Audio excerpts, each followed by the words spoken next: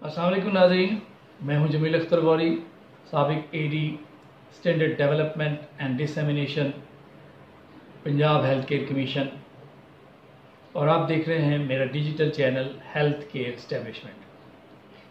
नाज़रीन, आज का जो मौजू है हमारे व्लॉग का वो है कि अब तक जो लाइसेंस हासिल किए हैं, रेगुलर लाइसेंस जो हासिल किया है जिन हेल्थ केयर इस्टेब्लिशमेंट्स ने 2021 तक, वो उसमें सबसे ज़्यादा लोग कौन हैं। तो और वो लाइसेंस जो है वो उन लोगों ने जो हासिल किए, तो वो किस तरीके से लाइसेंस हासिल किए। तो आइए सबसे पहले हम वो रिपोर्ट देख लेते हैं। ये पंजाब हेल्थ केयर कमीशन की वेबसाइट पे मौजूद है। ये इनकी सालाना रिपोर्ट 2020-21 की जो रिपोर्ट है वो मौजूद है, और उसमें ये डाटा जो है वो मौजूद है जो अभी आपको नज़र आ रहा है। तो इसमें कुछ गलतियां भी हैं, वो भी मैं आपको साथ साथ जो है वो बताता हूँ कि इसमें टोटल की जो है वो गलतियां भी इसके अंदर, क्लैरिकल मिस्टेक्स जो हैं वो काफ़ी ज़्यादा है इसमें। अच्छा, सबसे पहले देखेंगे जी, कैटेगरी 1 में जो है वो 46 पब्लिक हॉस्पिटल्स जो हैं उनको लाइसेंस मिला रेगुलर, और प्राइवेट जो हेल्थ केयर इस्टेब्लिशमेंट हैं 12, उनको 12 को मिला। अब इन्होंने टोटल 112 किया हुआ है, ये टोटल बनता है 58। 112 नहीं बनता, 58 टोटल बनता है। ये 112 जो है वो गलत है। तो ये कैटेगरी 1 में जो है ये 50 से ऊपर जो बेड्स होते हैं हॉस्पिटल में, कैटेगरी 1 में वो हॉस्पिटल जो है वो शामिल होते हैं। कैटेगरी 2 में जो है वो 1 से लेकर और 50 बेड तक मुख्तलिफ इनकी भी कैटेगरी 2 की भी 3 कैटेगरी A, B, C हैं।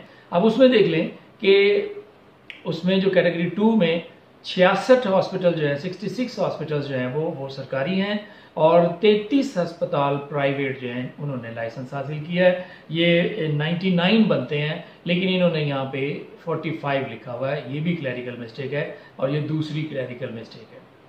तीसरी अब आ जाए कैटेगरी 3 में। कैटेगरी 3 में BHU होते हैं, मतब होता है, होम्योपैथिक क्लिनिक्स होते हैं, और GP क्लिनिक्स हैं, डेंटल क्लिनिक्स हैं, क्लिनिकल लेबॉर्ट्रीज हैं। यानी कैटेगरी 3 में वो हेल्थ केयर इस्टेब्लिशमेंट आती हैं जहाँ पे दिन ही दिन की सर्विस जो है वो मुहैया की जाती है, रात में, यानी इनडोर सर्विसेज नहीं है। बैरूनी शोबा जो है वो मरीजों का वो होता है, मरीज आता है, उसको वो कंसल्टेशन लेता है और चला जाता है। तो अब ये देख लें कि इसमें कितने लाइसेंस जो हैं वो अब तक, यानी 2020-21 तक जारी हुए। BHU जो है वो सरकारी हॉस्पिटल्स हैं, 517 इदारों ने या BHUs ने, आप समझ लें कि लाइसेंस हासिल किया अब तक। मतब जो है वो 2047 मतब ने लाइसेंस हासिल किया है। होम्योपैथिक क्लिनिक सबसे ज़्यादा जो है वो अब तक लाइसेंस होल्डर हैं, वो 6284 होम्योपैथिक क्लिनिक्स हैं जिन्होंने लाइसेंस हासिल किया है, और GP क्लिनिक्स 149 हैं, और डेंटल क्लिनिक्स जो है वो 6 हैं। इन्होंने अब तक 6 डेंटल क्लिनिक्स ने जो है वो रेगुलर लाइसेंस हासिल किया है, और क्लिनिकल लेबॉर्ट्रीज जो है वो 5 क्लिनिकल लेबॉर्ट्रीज हैं जिन्होंने अब तक पंजाब हेल्थ केयर कमीशन से लाइसेंस हासिल किया है।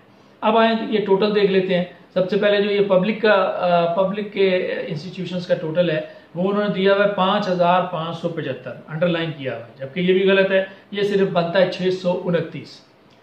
ये भी क्लैरिकल मिस्टेक है, ये तीसरी क्लैरिकल मिस्टेक। अच्छा, फिर प्राइवेट का जो टोटल है वो इन्होंने 8590 लिखा हुआ है, जबकि 8536 ये टोटल बनता है। तो इस एक टेबल में ही आपके सामने है कि कितनी क्लैरिकल मिस्टेक्स जो हैं वो सामने आई हैं इसमें। और लेकिन मुझे हैरत है कि इसको बहुत सारे लोग देखते हैं।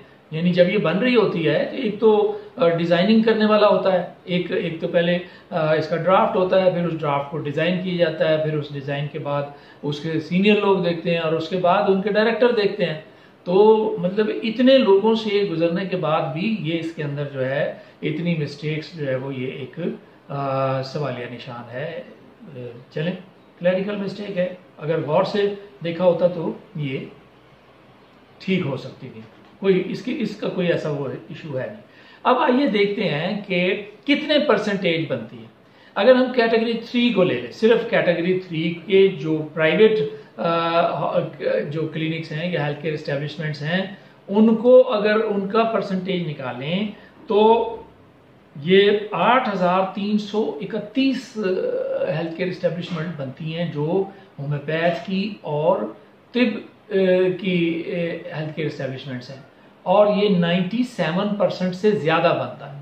जितने लोगों ने कैटेगरी 3 में अब तक लाइसेंस हासिल किया है उसमें 97% से ज़्यादा होम्योपैथ और हुक्मा ने लाइसेंस हासिल किया।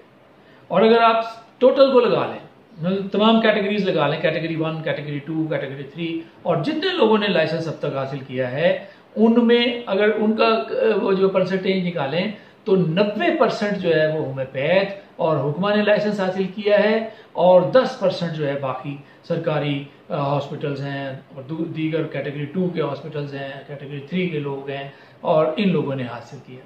तो अब ये देखें कि अब देखना यह है कि इन लोगों ने, होम्योपैथ्स ने और हुक्मा ने इतना ज़्यादा जो है वो ये कैसे मुमकिन हुआ, क्यों ये इन लोगों ने इतने लाइसेंस जो हैं वो हासिल किए और बाकी लोग क्यों नहीं हासिल कर सके। आज की हमारी वीलॉग का मौजू ये है असल में।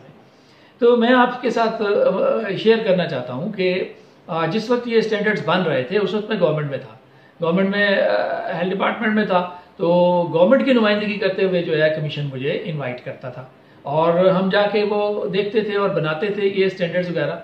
तो जब ये स्टैंडर्ड्स बन रहे थे तो बहुत से स्टैंडर्ड्स में जो है वो मेरे जहन में उस वक्त सवाल आता था, और मैं कमीशन के जो हमारे सीनियर्स थे उनसे मैं पूछता था कि जी यहाँ ये आपने ये इंडिकेटर के अंदर ये हमारा इंडिकेटर ये कह रहा है, तो क्या इसमें कोई दस्तावेज चाहिए? वो बिल्कुल कहते थे कि हाँ जी इसमें दस्तावेज चाहिए। तो हमारे यहाँ जो है हमारे इंडिकेटर्स में कई ऐसी दस्तावेजात हैं जो बना के रखनी होती हैं, यानी कहीं एक SOPs बनाने हैं आपने, किसी जगह पे होम्योपैथिक डॉक्टर ने जो है वो हिदायत बना के रखनी है, किसी जगह पे कोई फॉर्म जो है वो डिज़ाइन करके रखना है, किसी जगह पे कोई सर्टिफिकेट बना के रखना है, ये सारा कुछ होम्योपैथ ने बना के रखना है। तो मैं हैरान होता था, मैं उनसे कहता था कि जी वो कर्नल साहब थे, मैं उनसे कहता था कि सर हमारा होम्योपैथ तो नहीं बना सकता ये, और ये बहुत मुश्किल काम हो जाएगा। वो कहते थे कि नहीं ये तो करना पड़ेगा, ये बेसिक चीज़ें हैं और ये उनको अपने रिकॉर्ड में जो है वो इसको क्लैरिटी लाने के लिए और इनकी सर्विसेज को बेहतर करने के लिए ये चीज़ें जो हैं वो ज़रूरी हैं। और वो सिर्फ हमारे ही इंडिकेटर्स में नहीं है, हमारे इंडिकेटर्स में हैं, तिब के इंडिकेटर्स में हैं, और GPs के इंडिकेटर्स में हैं, और जो हॉस्पिटल के इंडिकेटर्स हैं उनके अंदर तो ये डॉक्यूमेंटेशन बहुत ज़्यादा है, हमारे यहाँ नहीं है इतनी। अच्छा, वो जब मेरे जहन में आया तो मेरे जहन में ये था कि ये होम्योपैथ और हकीम जो है वो नहीं बना सकेंगे, उनकी अक्सरियत नहीं बना सकेगी। तो वो मैं साथ साथ जो है वो बनाता जाता था। अभी ना मेरी कोई एम्प्लॉयमेंट थी, ना मेरा कोई वहाँ पे तकर्रुरी थी, लेकिन मैं चूँकि देख रहा था कि ये होम्योपैथ नहीं बना सकेगा, इसलिए मैं उनकी सहूलत के लिए साथ साथ वो बनाता था। और मैं बना के साथ साथ मैं उनको दिखा भी लेता था, उनको दिखा देता था कि जी यहाँ पे इस तरह का SOPs चाहिए। वो कहते थे हाँ जी बिल्कुल यही चाहिए। मैं कहता था ये जो लिस्ट आपने यहाँ पे मेंशन की है ये इस तरह काफ़ी है, बिल्कुल ठीक है। रजिस्टर जो बनाने हैं ये इस तरह के बन सकते हैं, बिल्कुल बन सकते हैं। तो मैंने उनकी मुशावरत से उनकी गाइडलाइन लेके वो सारी चीज़ें मैंने तैयार की और तैयार करके अपने पास रख ली थी। फिर जब मैं कमीशन में आया तो कमीशन ने मुझे अपॉइंट किया। जब अपॉइंट किया तो उसमें ट्रेनिंग्स चल रही थी और हर सोमवार को जो है वो उसका रिजल्ट जो है वो आता था इंस्पेक्शंस का। इंस्पेक्शन वाले जो आके बताते थे तो कहीं से 40% इम्प्लीमेंटेशन थी, कहीं से 30% थी, कहीं से 20% थी। ये इम्प्लीमेंटेशन थी, इम्प्लीमेंटेशन नहीं हो रही थी। तो फिर मैंने अपने डायरेक्टरेट में कहा कि मैंने कहा ये मैंने बनाया हुआ है ऑलरेडी, ये जो चीज़ें हैं अगर हम ये इनको प्रोवाइड कर दें ट्रेनिंग के दौरान तो, और वो उस वक्त अंग्रेज़ी में था, वो जो मैनुअल था अंग्रेज़ी में था, तो मैंने कहा कि हम उर्दू में एक गाइड बना देते हैं। मैंने वो उर्दू में गाइड भी बनाई, वो मेरे सीनियर्स ने उसको अप्रूव किया, अप्रिशिएट किया उन्होंने, और वो गाइड बना दी कि जी बस ये अगर हम ये गाइड दे दें, ये जो दस्तावेजात हैं ये हम उन्हें मुहैया कर दें, तो जो इंस्पेक्शन हो वो उसमें दिखाना है सिर्फ उन्होंने कि जी ये इंस्पेक्शन सर्वेयर जो है वो पूछेगा कि जी फला डॉक्यूमेंट्स है आपके पास, वो निकाल के उससे दिखाना है कि जी हाँ जी ये बिल्कुल है। सिर्फ इतना करना था उसने। तो जब हमने वो देने शुरू किए उसके बाद रिजल्ट जो है वो 100% आना शुरू हो गया। यानी जो इंस्पेक्शन पे जाते थे लोग तो 50% लोग जो है फर्स्ट अटैम्प्ट में उसको पूरा करने लग गए थे। तो अल्हम्दुलिल्लाह ये कोशिश की थी, इसकी वजह से जो है वो। और फिर जब तिब का शुरू हुआ तो उस वक्त तक कभी तिब के नुमाइंदे जो हैं, जो आजकल फारूक साहब हैं, वो उस वक्त तक अपॉइंट नहीं हुए थे। तो तिब की भी मैंने ये सारी चीज़ें बना के, और तिब की ट्रेनिंग्स जब हमने शुरू कराई तो तिब की ट्रेनिंग्स में भी हमने डिस्ट्रीब्यूट करने शुरू किए, और अतिब्बा ने भी इसको जो है वो पूरा करना शुरू कर दिया। अच्छा, अब बाकी देखें कि हमने ये बना के दिए तो उन्होंने ये लाइसेंस हासिल किया, और 97% लोग जो है वो लाइसेंस जो है वो हासिल कर चुके हैं। दूसरे लोग क्यों नहीं हासिल कर सके? देखिए, जो जीपीएस के थे इंडिकेटर्स और जीपीएस की जो गाइड थी, वो मुझे सीईओ साहब ने कहा था कि वो आप बनाएं, और वो मैंने उनको बना के दी थी। और वो बदकिस्मती से वो गाइड और वो जो टेम्पलेट्स थे, जो कर्नल साहब से मैंने रिक्वेस्ट की थी, जो टेम्पलेट्स हैं उन्होंने मेरी हेल्प की थी उसके अंदर, और वो फिर मैंने गाइड और वो टेम्पलेट्स जो है वो सीईओ साहब के हवाले किए थे। उन्होंने बड़ा अप्रिशिएट किया था कि जी बिल्कुल ये इनको भी अगर दिए जाएंगे, जीपीएस को भी दिए जाएंगे, तो ये भी जो है वो पूरा कर लेंगे। अभी आप देखें कि अभी तक जो 2020-21 की रिपोर्ट है उसमें 149 सिर्फ जो है जीपीएस ने लाइसेंस हासिल किया है। अच्छा, हुआ ये कि वो मैंने तो बना दी। अब कुछ लोगों का ये ख्याल था कि शायद ये अगर हम ये देंगे, ये जो उर्दू की गाइड है और ये देंगे, तो इससे कमीशन का एक कोई अच्छा इम्प्रेशन नहीं पड़ेगा कि जी देखें जी वो चलें तिब वालों को और होम्योपैथ को तो ये लोग समझते हैं ना कि ये बिल्कुल नैले हैं और वो सुपीरियर है। तो वो इस सुपीरियरिटी जो है ना वो उनके आड़े आई, और उन्होंने वो ये इसी मकसद के लिए मुझे तो यही समझ आई, क्योंकि मुझे समझ नहीं आई कि वो गाइड और वो टैबलेट्स जो हैं वो उनकी ट्रेनिंग में क्यों नहीं दिए गए। नहीं दिए उन लोगों ने, और जब नहीं दिए तो वो उन लोगों ने लाइसेंस भी हासिल नहीं किया इस तरह से।